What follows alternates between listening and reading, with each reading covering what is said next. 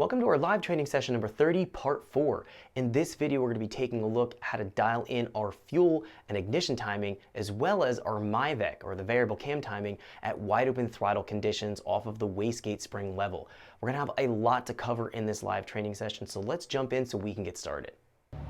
Welcome back to our live training session here with our Mitsubishi Evo 9. In the last video, we optimized our fuel and spark timing, as well as our fuel injection timing table for the part throttle area of operation.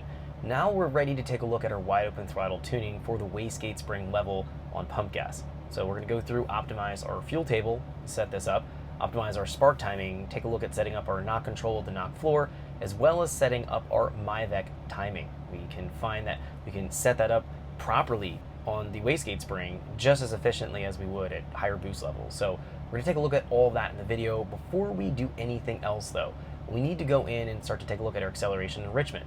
Now, if we jump here into our tab, Excel Tuning, we have our wall wetting tables. We zeroed these out in the previous video, and I did that for a very specific reason. When we're doing our main VE table tuning here, we don't want any acceleration enrichment being applied. So this VE table is going to be characterizing the steady state area of operation for the idle, part throttle, or wide open throttle full areas of driving. So we'll find that this is going to not account for the change in throttle, or the rate of change in throttle. So for example, if we're at part throttle here at 20% throttle and we crack the throttle and go all the way to 100% throttle, we'll find that we need to add a little bit more fuel above and beyond what's calculated from our main fuel table here. This is not going to be giving enough fuel for that momentary burst of airflow coming into the engine. So this table had to be set up and tuned with a relatively smooth throttle, which I did in that last video. I was just doing very gradual sweeps in the table, characterizing everything, getting everything set up. Now we're going to be able to take a look at adding fuel above and beyond that and seeing if we actually need to have fuel. What we'll find here with the wall wetting table, we actually have two tables available here. We have a wall wetting table 1 based on engine speed and throttle rate.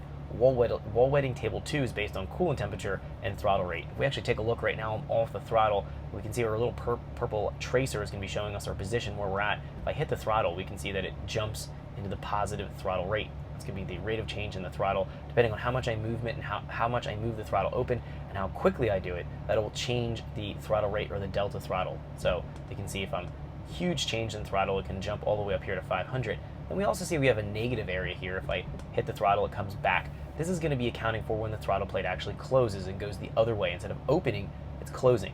We do have the ability to take out some fuel if we need to when we have a negative rate of change in our throttle movement. Normally, we don't have to worry about that. We're usually going to be just focusing on the positive section of the table here.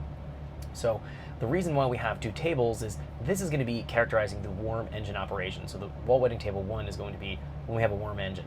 Wall wetting table 2 is going to be when we have a cold engine. That's why it's based on coolant temp. We'll find that we usually have to add a little bit more fuel here on a cool engine above and beyond what we're coming from the wall wetting table 1. We're going to have poor atomization at that point. The fuel's not going to get into the engine. It's going to stick to the intake valve, intake track, and we'll find that we have to just give a bit more fuel to be able to have a good throttle response on a cold motor. So we're only going to be taking a look at the wall wetting table 1. We are already warmed up. The engine is about, take a look here, 145, 150 coolant temp. So I've had it, the oil is warmed up, the engine is relatively warmed up.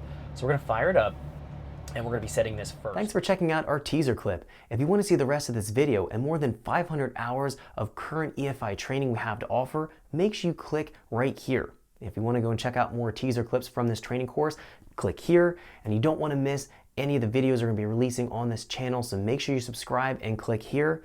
Thanks for watching, and I'll see you guys later.